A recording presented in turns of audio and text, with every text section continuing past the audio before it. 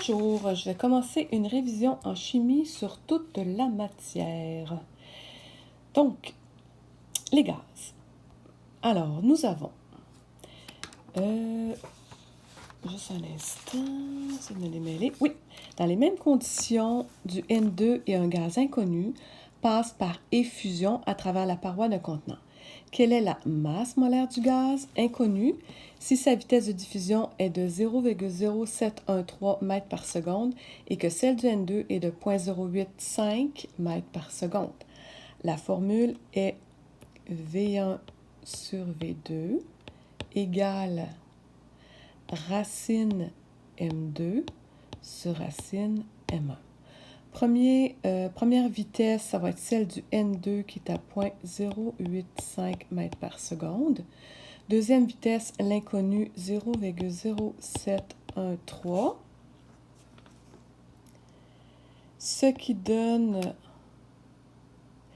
racine de la masse de l'inconnu sur racine du N2 qui est 28 dans le tableau périodique. On fait ça avec la calculatrice, ça donne 6,3. 6,3, je vais le mettre à la 2 parce que je vais enlever la racine, ce qui va donner 39,79. Ce sont des grammes par mol. Vitesse de diffusion.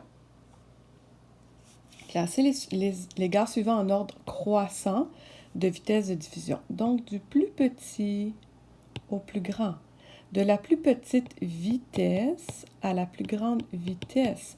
La plus petite vitesse, donc, c'est du plus lourd au plus léger.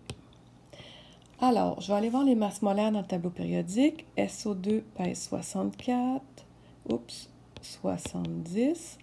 Le CO pèse 28. NO2, 46. N2O3, 76. Et le krypton, 81. Donc, si je fais du plus lourd au plus léger, ce sera le krypton en premier, le N2O3 en deuxième, le Cl2, SO2, NO2 et CO. Voilà. Les gaz parfaits. Déterminer le volume d'O2 produit lorsqu'on décompose 35,4 g d'eau à TAPN selon l'équation suivante. On va se débarrasser des grammes. On va faire N égale petit m sur grand M. Donc, je vais faire 35,4 g et le H2O pèse 18 dans le tableau périodique, ce qui va donner 1,96 mol de H2O. Je vais faire une stochio. Quand j'ai 2 mols de H2O, ça donne 1 mol de O2. Donc, si j'ai 1,96 mol, qu'est-ce que ça donne?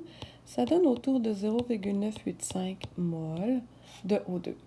À TAPN, 1 mol de n'importe quel gaz est à 24,5 litres. Donc, si j'ai 0,985 mol, qu'est-ce que ça donne? J'arrive à 24,13 litres. Loi générale des gaz. Un échantillon de gaz occupe un certain volume à une température de 20 Celsius. Si la pression et la quantité de gaz demeurent constantes, quelle est l'augmentation de température en Celsius produira une augmentation de 15% du volume. Donc, V1 est à 1 litre, mettons. Température 1, je vais faire 273 plus 20, ce qui va donner 293 Kelvin. Volume 2, je vais faire 1 litre fois 15%, ce qui donne 0,15. Je l'additionne à 1, j'étais à 1,15 litres. Et mon T2, je cherche. Donc, je fais V1 sur T1 égale V2 sur T2. Donc, V1, ça donnait 1 sur 293 est égal à 1,15 sur T2. Je multiplie, blablabla, ça donne 336,95. Je vais enlever mon 293 Kelvin du départ, ce qui donne 43,93. Et les Celsius ou les Kelvin, ça va être la même chose parce que c'est une augmentation. Quel volume de CO2 pour la loi des gaz parfaits est obtenu lors de la combustion de 500 g de C8H18 à une pression de 100,8, température de 30? Je vais me débarrasser du 500 en faisant N égale petit m sur grand M. Donc 500 divisé par 114 pour le C8H18, ça donne 4,39 mol. Je vais utiliser la loi des gaz parfaits qui est PV égale nRT. Première pression était donnée 100,8. Le volume, je ne le connais pas.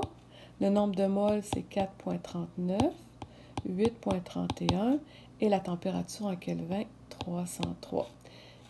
303. J'isole, ce qui donne 109,66 litres. Et je fais une stochio. Quand j'ai une mole de C8H18, ça me donne 8 moles de CO2. Donc, si j'ai un volume de 109,66 litres, combien? Je vais multiplier par 8. Ça donne 877,28 litres.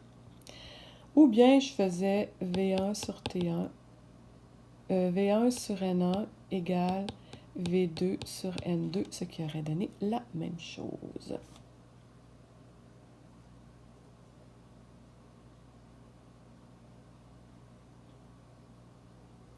Loi des gaz parfaits. Identifier le gaz inconnu. La température, la pression, le volume et la masse. Bon, premièrement, je soustrais ça moins ça, ce qui donne 2,1 g de masse. Ma température, je vais la mettre en Kelvin. Ça va donner 295 Kelvin parce que j'ai additionné 273. Et le volume va être en litres. Donc, je fais PV égale nRT. Pression 99,8. Volume 0,15. Je vais chercher mon nombre de moles. 8,31 et 295 Kelvin. J'isole, ça donne 0,0061 mol. Je fais N égale petit m sur grand M. Donc 0,0061 égale 2,1 sur grand M que je cherche, ce qui va donner 344,26 grammes. Bon, les calculs étaient ici, désolé. La loi générale des gaz. Il semblerait que j'ai encore le numéro 6. Un ballon de verre de 4 litres contient 29,4 grammes de Cl2. On vide ce ballon et on le remplace par du N2. Quelle masse sera contenue dans le ballon? Je peux faire la formule petit m sur grand M égale petit m sur grand M. Petit m, c'est la petite masse, donc 29,4. Grand M, c'est mon Cl2 qui est à 70 dans le tableau périodique. Petit m, je le cherche. Et grand M, c'est 28 grammes. J'isole 11,76 grammes.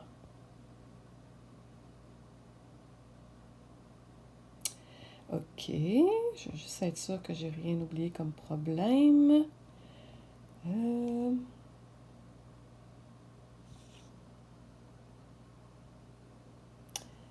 Alors, on a dit, ici les gaz, on faisait la formule de la loi de diffusion des gaz, V1 sur V2 égale racine M2 sur racine M1. Ici, on avait, pour la vitesse de diffusion, se servir de la masse molaire.